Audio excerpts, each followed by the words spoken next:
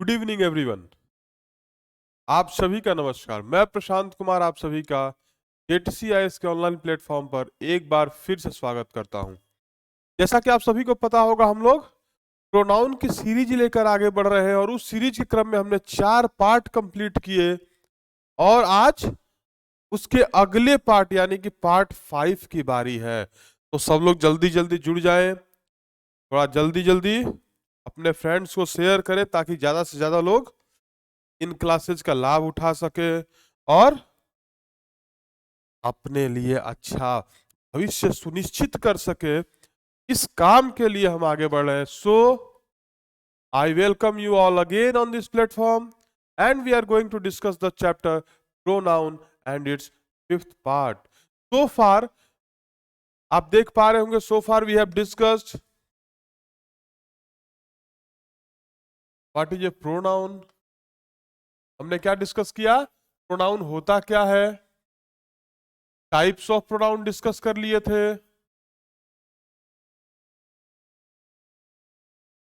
Topic हो गए थे।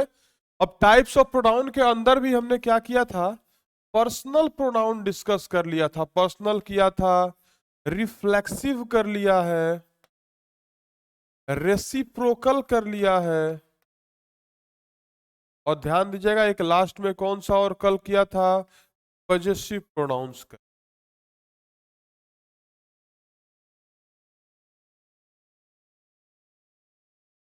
यानी कि हमने प्रोनाउन के 4 टाइप्स भी कवर कर लिए थे और उनमें हमने बहुत कुछ देखा था।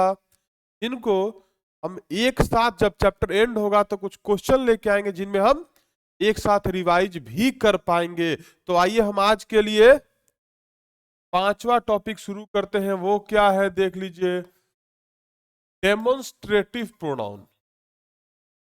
Demonstrative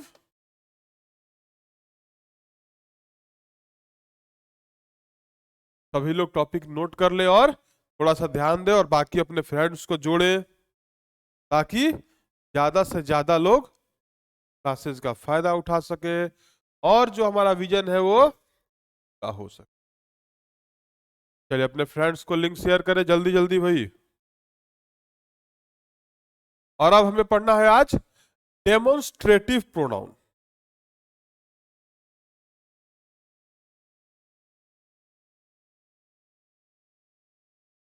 good evening everyone. जल्दी जल्दी शेयर करें सभी लोग अपने फ्रेंड्स को।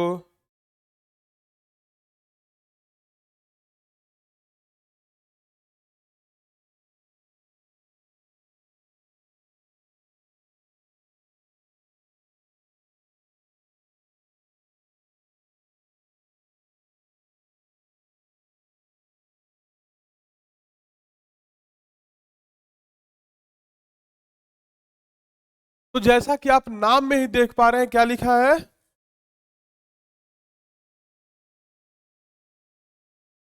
डेमोन्स्ट्रेटिव। ये बहुत बड़ा वर्ड है। देखो भाइयों बच्चों, सबसे बड़ा वर्ड जानते हैं क्या है ये, डेमोन्स्ट्रेट से बना है। किससे बना है, demonstrate. Demonstrate means two point out, दिखाना। हम जाते हैं दुकान पे कहते हैं ना, भाई डेमोन्स्ट्रेट करके दिखाओ, डेमो दिखाओ। क्या है, कहीं पढ़ने आते क्या बोलते हैं, डेमो दिखाओ। डेमो मीन्स क्या होता है, डेमोन्स्ट्रेट, यानी कि टू पॉइंट आउट। तो डेमोन्स्ट्रेटिव प्रोनाउन जो होते हैं वो किस काम आते हैं,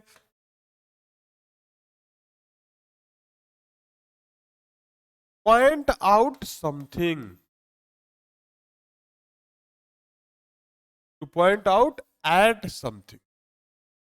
किसी चीज पर पॉइंटिंग करने के लिए हम शब्दों का प्रयोग करते हैं। किस लिए करते हैं, किसी चीज को दिखाने के लिए, किसी चीज की तरफ इशारा करने के लिए हम इन प्रोनाउंस का प्रयोग करते हैं। तो ये देखते हैं इनमें कौन कौन से होते हैं, एग्जाम्पल वो देख लेते हैं। दिस, दैट, इज, दोज, ये सारे क्या है, डेमोन्स्ट्रेटिव प्रोनाउन के एग्जाम्पल है। जैसे दिस इज अ टेबल, हमने टेबल की ओर इशारा करते हुए क्या कहा, दिस इज अ टेबल। अब इसमें क्या हुआ, दिस क्या कर रहा है, टेबल को क्या कर रहा है, डेमोन्स्ट्रेट कर रहा है या पॉइंट आउट कर रहा है कि भाई यही टेबल है और यही हम दिखाना चाहते थे, द टेबल। चलिए नोट कर लीजिए, एक बार अच्छे से नोट कर ले सभी लोग।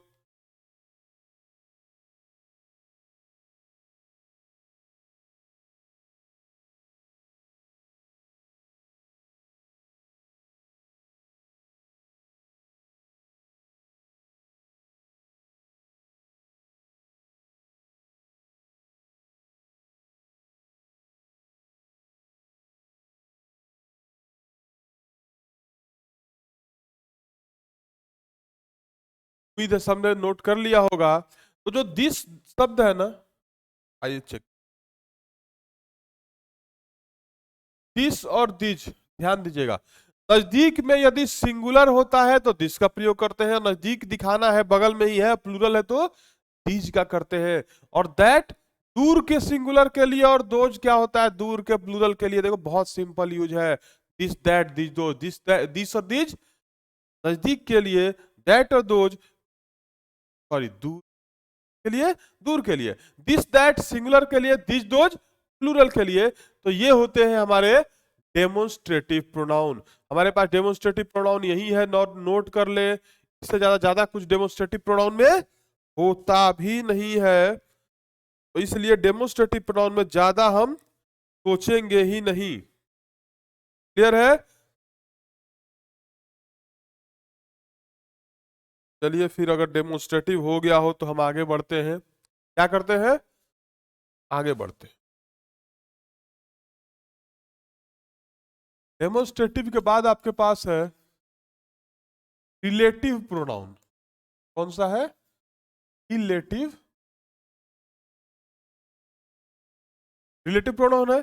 रिलेटिव प्रोनाउन क्या होता है? देखिए वर्ड ही दिख रहा है रिलेटिव, रिलेटिव मतलब रिश्तेदार, रिश्तेदार मतलब संबंधवाचक। और रिलेटिव प्रोनाउन क्या होते हैं? संबंधवाचक सर्वनाम, ऐसे सर्वनाम जो संबंध दर्शाते हो। जैसे कि यदि हम बात करें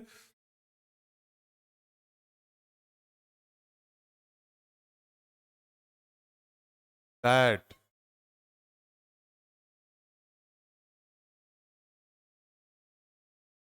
पेन। अब देखो इसमें कुछ शब्द आपको दिख रहे होंगे, अरे सर ये तो कोई इंट्रोगेटिव होते हैं। क्या होते हैं? इंट्रोगेटिव होते हैं। लेकिन नहीं, जब ये दो सेंटेंसेस को जोड़ने का काम करते हैं ना, ये क्या बन जाते हैं? रिलेटिव बन जाते हैं। ये याद रखिए, क्या बनते हैं?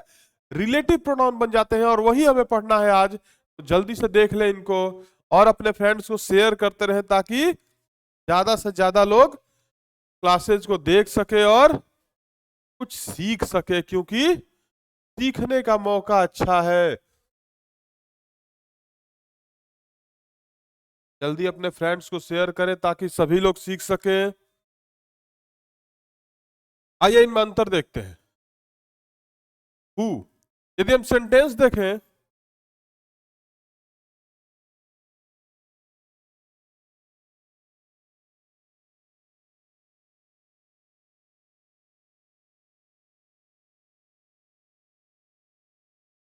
मोहन इज द बॉय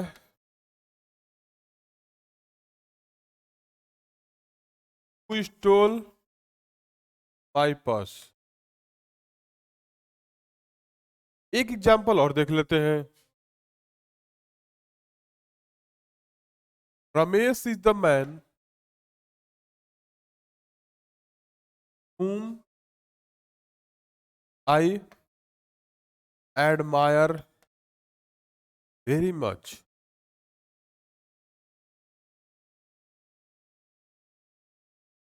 तो आपके पास दो सेंटेंसेज हो गए। Mohan is the boy who stole my purse, Ramesh is the man whom I admire very much. अब यदि हम इन दोनों की बात करें तो इन दोनों में क्या अंतर है, ध्यान से देखा जाए तो थोड़ा सा हम इन सेंटेंसेस क्या करते हैं, एनालिसिस करते हैं कि आखिर इन सेंटेंसेस को कैसे करें। The main point of understanding is that we must know, we have to know that what is the exact use of these words, because these are the words that are used equally in the same manner in interrogative sentence. यानी कि ऐसे शब्द है जो interrogative यानी कि प्रश्नवाचक में भी इसी प्रकार से प्रयोग हो जाते हैं। तो हमें क्या देखना है, कि यहाँ पर आखिर अंतर क्या है, इनमें कुछ तो डिफरेंस होगा। उस डिफरेंस को जरा आप लोग पॉइंट आउट करने का प्रयास करें, क्योंकि सबसे इंपॉर्टेंट क्या है, हमें यह जानना होगा कि किस वर्ड क्या लिमिटेशन क्या है, दायरा क्या है। जिस दिन हमें यह समझ में आ गया, एग्जाम तो पास हो ही जाएगा और इंग्लिश क्या हो जाएगी, बहुत आसान लगने लगेगी इंग्लिश। तो आइए देखते हैं। Mohan is the boy, Mohan ही वह लड़का है जिसने मेरा पर्स चुराया। Mohan is the boy who stole my purse, यानी कि मोहन ही वो लड़का है जिसने मेरा पर्स चुराया। तो मोहन कौन है इस सेंटेंस में, यदि देखें तो मोहन क्या है, सब्जेक्ट। मोहन क्या है, कि पर्स चुराने का काम तो मोहन ही कर रहा है, मोहन ही कर रहा है ना। क्या है, मोहन ही वह लड़का है जिसने मेरा पर्स चुराया, यानी कि चुराने का काम, मेन काम क्या है, चुराना हुआ। चुराने काम कौन कर रहा है, मोहन कर रहा है। यानी कि हु जो शब्द है ना, वो सब्जेक्ट के लिए आता है। हु किसके लिए आता है, सब्जेक्ट के लिए। तो ये आप नोट कर सकते हैं, वो क्या है, हु हमेशा जब भी आएगा किसके लिए आएगा, सब्जेक्ट की। क्लियर है, हु जब भी आएगा, जैसे he is the man who help me, यही वह व्यक्ति था जिसने मेरी मदद की, यानी कि मदद करने वाला यही व्यक्ति, यानी कि सब्जेक्ट ये है। और हु जब भी यूज होगा ना, सब्जेक्ट के लिए होगा, और कहीं हु नहीं होगा। तो आप इसको नोट कर ले कि हु जब भी होगा तो सिर्फ और सिर्फ सब्जेक्ट यानी कि कर्ता के लिए होगा, और किसी चीज के लिए हु का प्रयोग हम नहीं कर सकते हैं। जल्दी से लिख ले। और दूसरा शब्द हमने क्या लिखा है, हुम।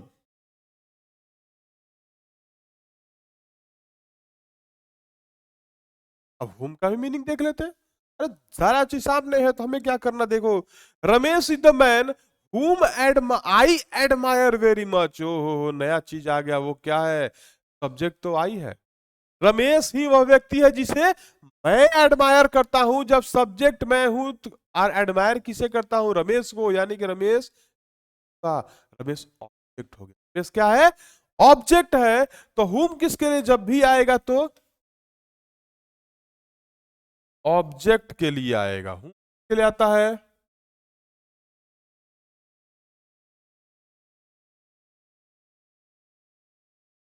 हुम जब भी आएगा ऑब्जेक्ट।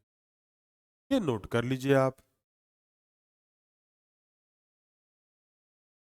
तो हमने क्या देख लिया, हु भी देख लिया और हुम भी देख लिया। हु हमेशा आता है सब्जेक्ट के लिए और हुम आता है ऑब्जेक्ट के लिए। अब बच गए हमारे पास कौन कौन से, दैट, विच और वेन। दैट, विच और वेन बचे, दो चीजें हैं, सॉरी तीन चीजें हैं। देखिए ध्यान दीजिए, विच किसके लिए आएगा, कंडीशन के लिए आ जाएगा। वेन कब आएगा, जब कोई समय दर्शाना हो। और दैट नॉन लिविंग के लिए, नॉन लिविंग। नोट कर ले, जैसे देखिए, ऑल दैट ग्लिटर्स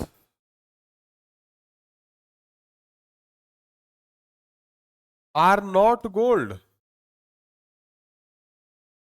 मतलब कभी चमकने वाली वस्तुएं सोना नहीं होती, ये याद रखिएगा। तो इसका मीनिंग क्या हुआ, ऑल दैट ग्लिटर, जो भी सब कुछ चमकने वाला होता है वो सोना नहीं होता। कर ले,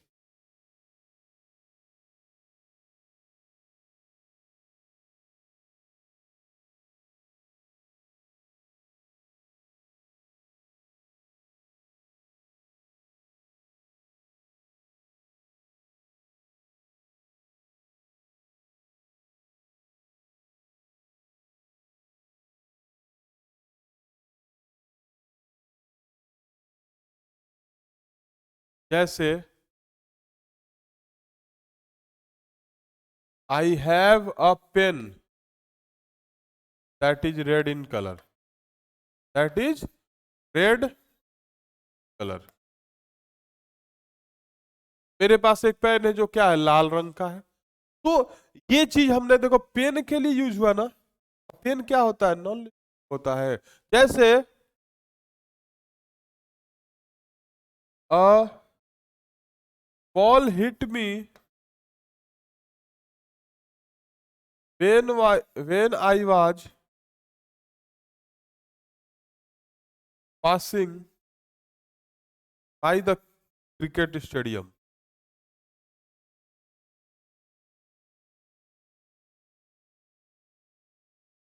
यानी कि एक गेंद ने मुझे हिट किया, यानी कि मुझे गेंद लगी कब, जब मैं एक स्टेडियम के पास से गुजर रहा था।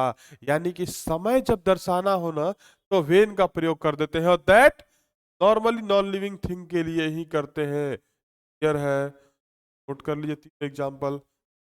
और हाँ, लिंक को शेयर करना ना भूले, अपने सभी दोस्तों को शेयर करते रहे, ताकि सभी लोग फायदा उठा सकेगा।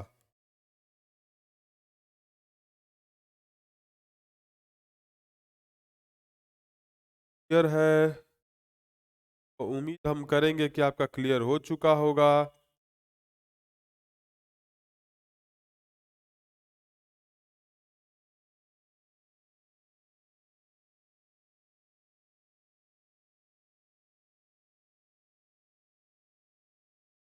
क्लियर हो गया, चलिए आगे देख। नेक्स्ट हम लोग देखेंगे हमारे पास क्या क्या हो चुका है। पर्सनल हो चुका है, रिफ्लेक्सिव हो चुका है, पजेसिव हो चुका है, रिलेटिव हो गया, डिस्क्रिप्टिव भी हो चुका है। क्या बचा है, डिस्ट्रीब्यूटिव प्रोनाउन बच गया।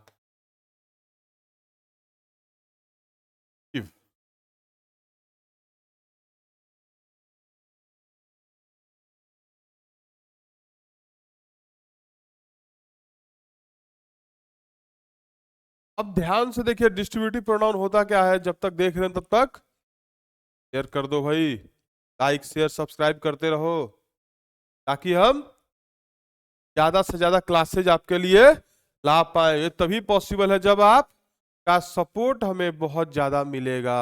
अभी तक तो बहुत अच्छा है, आगे भी उम्मीद सपोर्ट रहेगा। डिस्ट्रीब्यूटिव प्रोनाउन, जैसा कि आप नाम से देख पा रहे होंगे, डिस्ट्रीब्यूट करना यानी कि बांटना।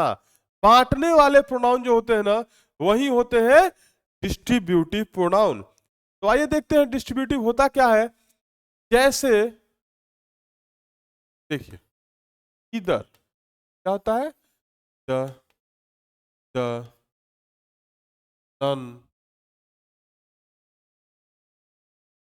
ईच, एवरी, ये सारे क्या है, डिस्ट्रीब्यूटिव प्रोनाउन के एग्जाम्पल होते हैं। तो आप एक एग्जाम्पल देखें, तरफ यू मस्ट गो,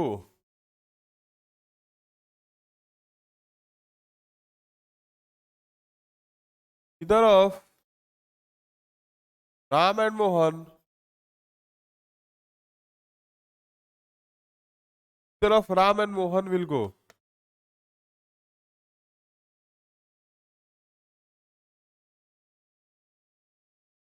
इधर ऑफ द थ्री फ्रेंड्स, इधर of the three friends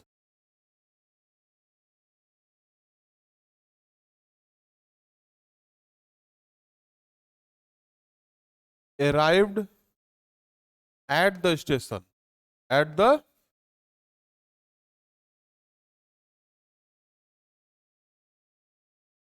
neither of the three friends arrived at the station। अब देखो यहां पर ध्यान देना, ध्यान देने वाली क्या चीज है, पहला बिल्कुल सही है, दूसरा भी सही है, लेकिन तीसरा गलत है। रीजन क्या है कि ये दोनों जब भी होगा तो क्या होगा, टू सब्जेक्ट्स ओनली। ये याद रखना, सिर्फ दो लोगों के लिए इनका हम प्रयोग करेंगे। और ये जब होता है तो मोर देन टू, और ये अनलिमिटेड।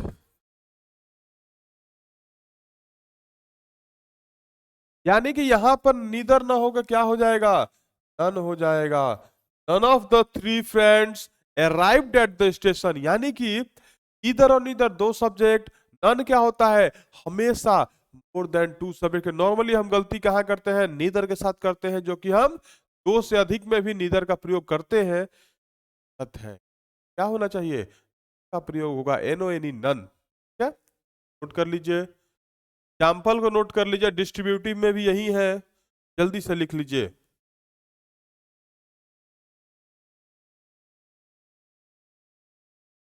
जल्दी जल्दी लिख लें, और लिंक को शेयर करते रहे अपने फ्रेंड्स में, ताकि ज्यादा से ज्यादा लोग देख सके और सभी लोग प्रॉफिट उठा सके, स्वार्थी ना बने।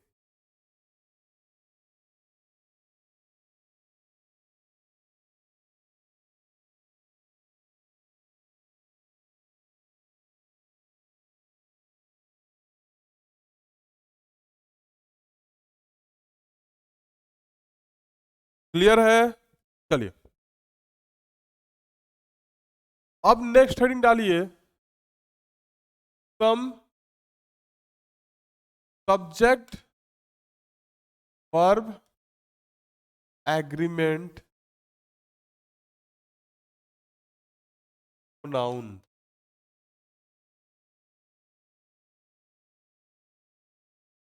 लिख लीजिए, some subject verb agreement in pronoun.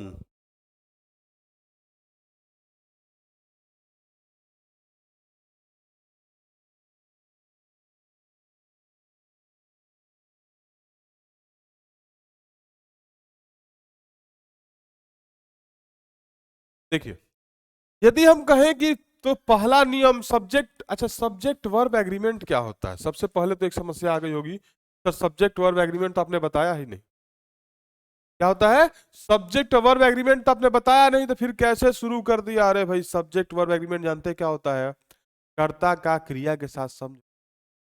देखो लाइफ में समझौते हर जगह होते हैं, वैसे लैंग्वेज में भी समझौता है। वो समझौता क्या है, कर्ता का क्रिया यानी कि सब्जेक्ट का वर्ब के साथ एग्री होना, तो ही सेंटेंस सही हो सकता है। अब वो हम सबसे पहला प्रोनाउन में क्या देखेंगे, वो आइए देखते हैं। तो सबसे पहले देखते हैं, यदि दो subject, if two subjects are joined by as well as, along with, together with, accompanied by,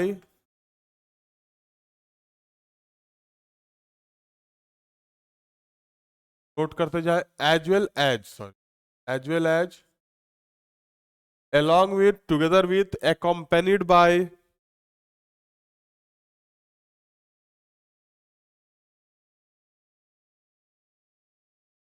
and not, sides, in addition to,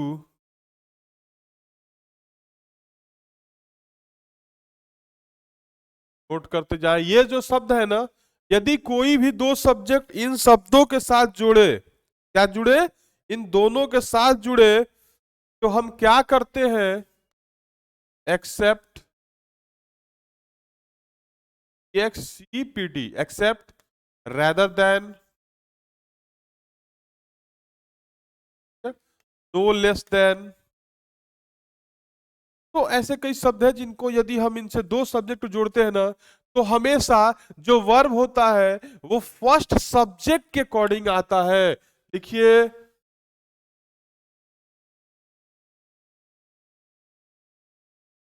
if two subjects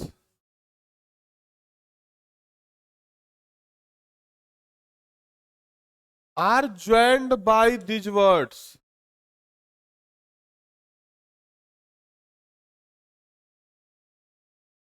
then then verb is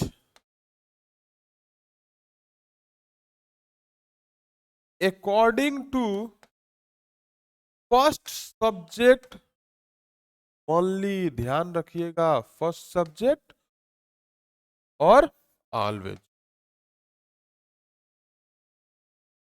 यानी कि यदि कोई भी दो सब्जेक्ट किसी सेंटेंस में इन शब्दों से जोड़े जाते हैं तो जो वर्ब आएगा वो पहले सब्जेक्ट के अकॉर्डिंग ही आएगा।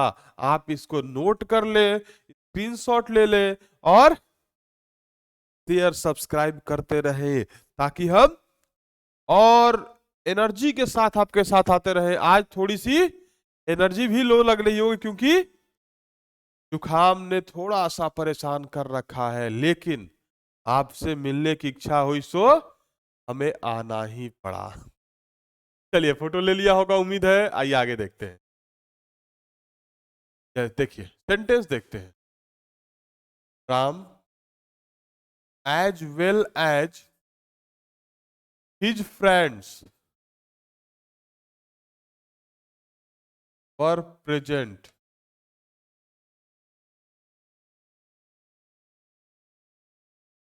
in the class yesterday।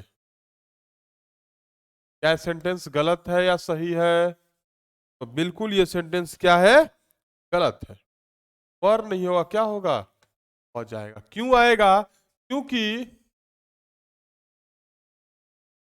यदि देखो दो सब्जेक्ट है, राम और हिज फ्रेंड्स, दो सब्जेक्ट है ना, लेकिन इन दोनों को जोड़ कौन रहा है? As well as Ram as well as his friends was present.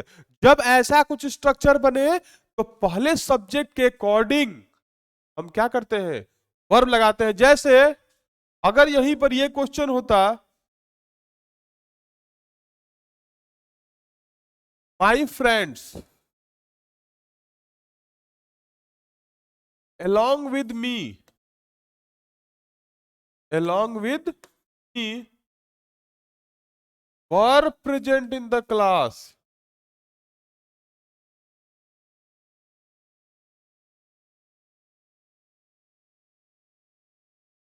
अब देखिए यहां भी दो सब्जेक्ट,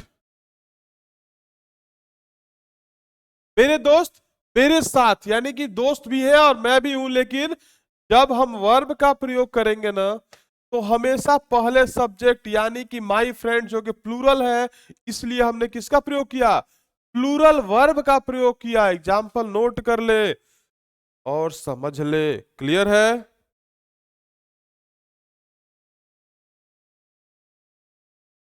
तो यहां तक यदि हो गया हो तो बहुत अच्छी बात है। आगे की कार्यवाही हम अगले क्लास में करेंगे। तब तक के लिए धन्यवाद और इसी प्रकार जुड़े रहे और हमारा उत्साहवर्धन करते रहे ताकि हम आपके लिए नए नए क्लासेज और आते रहे। तब तक के लिए धन्यवाद, गुड नाइट, शुभ रात्रि और कल मिलेंगे इसी समय जगह पर। धन्यवाद।